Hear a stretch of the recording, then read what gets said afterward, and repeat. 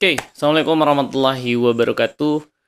Kembali lagi barengan gue Krisnadi di channel The Januar. Kali ini saya akan nge-review perjalanan dari si PC ini ya. Yang sebulan yang lalu udah gue unboxing, kemudian gue review juga. Nah kali ini karena kondisinya gue nggak pakai cooling fan tambahan buat PC ini, jadi gue hanya pakai cooling fan yang satu aja gitu yang bawaannya. Jadi kalian bisa lihat di sini, kalian bisa lihat bahwa cooling fan yang satu ini apakah udah efektif atau enggak. Walaupun misalkan di PC ini sudah ada penyaring debu, tapi tetap aja kan yang namanya penyaring debu itu tetap aja kalau kebanyakan itu bisa aja si debunya itu numpuk di penyaring. Makanya dalam 1 bulan kita bisa lihat apakah si debunya nempel di mana aja. Dan gue berencana bahwa si PC ini gue mau nambah cooling fan 4 gitu ya. Jadi di depan 3, di atas 1. Jadi yang di depan dan di atas itu gue akan pasang cooling fan. Sehingga kalian bisa lihat nanti ketika pemasangannya harus benar juga ketika pemasangannya. Kenapa? Karena kalau misalkan pemasangan cooling fan itu nggak benar dari PC ini, nanti efektivitas dari si pendinginnya yang tadinya kita bikin untuk pendingin malah aut-autan gitu dalamnya. Panas enggak, dingin enggak gitu kan, malah si debu ngelebek di situ gitu ya. Dan itu yang harus kita hindari.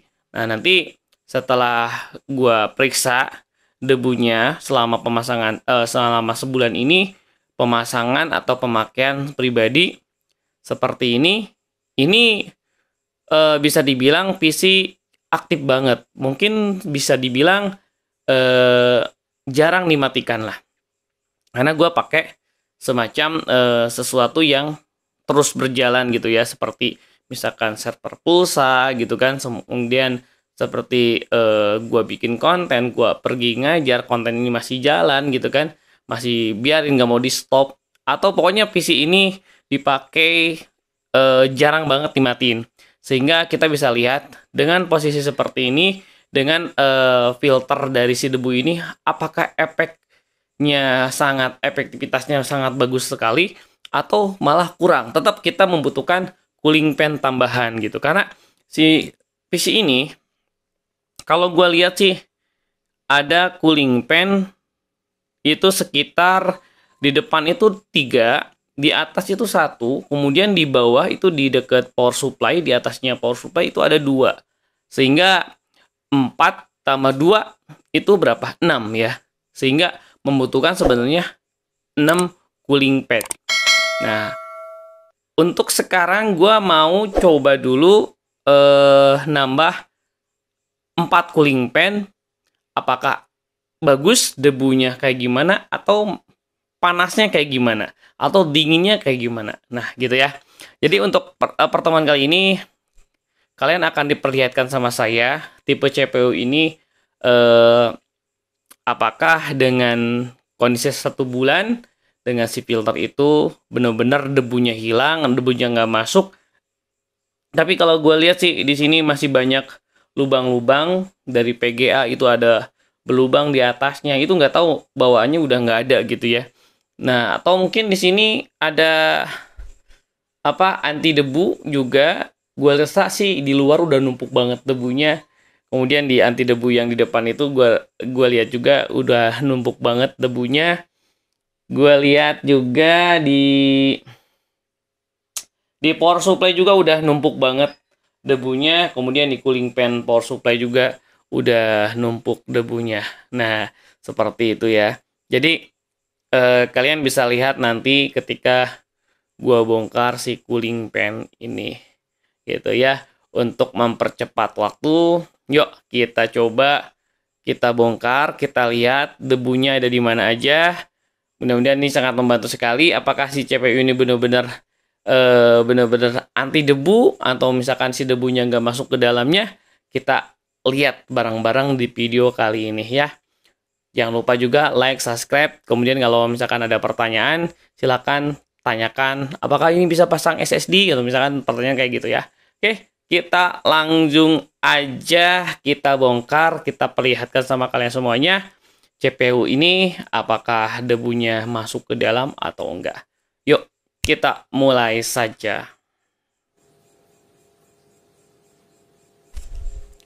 Oke, kalian bisa lihat di sini debunya gila men, banyak banget kan? Di sini debunya ini anti debu ya, si anti debu ini ada magnetnya jadi nempel banget.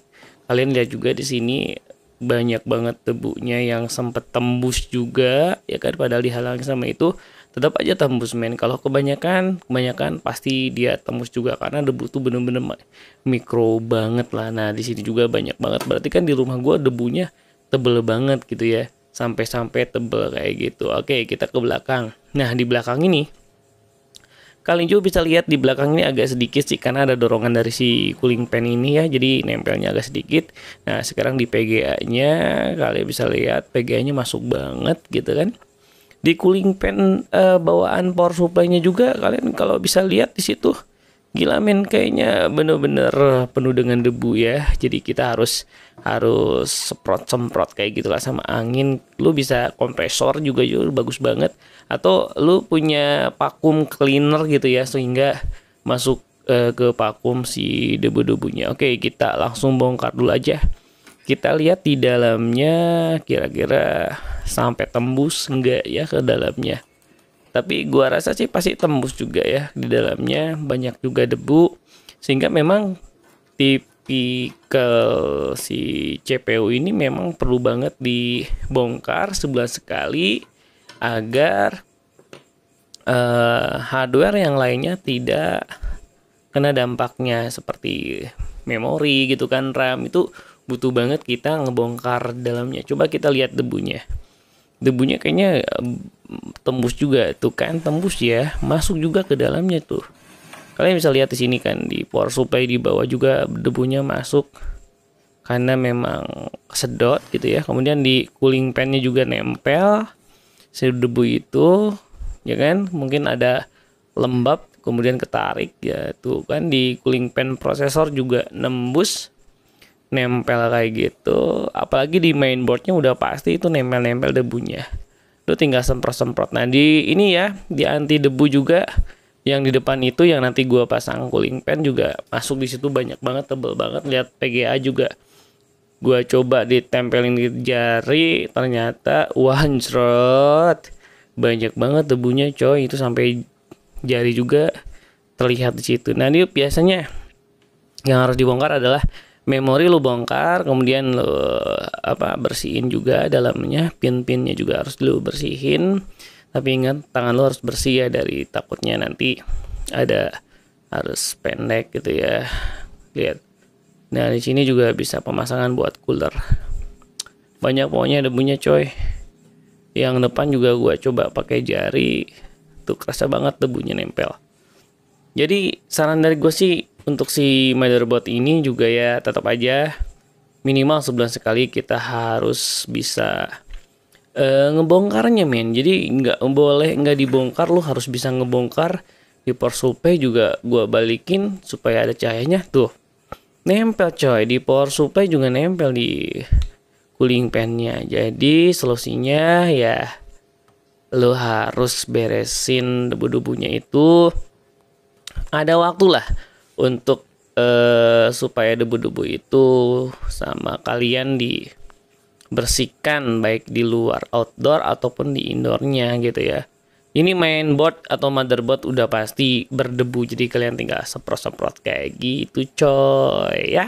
Oke, kalian bisa lihat tadi debunya begitu banyak gitu ya yang nempel di komputer. Ini baru 1 bulan pemakaian, sangat dibutuhkan sekali yang namanya pembersihan rutin gitu ya. Kalau misalkan lu sayang banget sama PC lu cinta banget sama PC lu ya, berarti lu harus rajin minimal lah sebulan sekali lah. Kalau misalkan di rumah kalian tuh berdebu banget, ya minimal sebulan sekali kalian harus rajin untuk membersihkannya gitu ya, sebuah PC ini. Jadi fungsinya nanti si cooling fan yang gue nanti akan pasang itu fungsinya untuk mendinginkan suhu yang ada di dalam. Jadi suhu yang di dalam itu butuh banget udara segar yang masuk ke dalam. Kemudian udara segar yang masuk dalam itu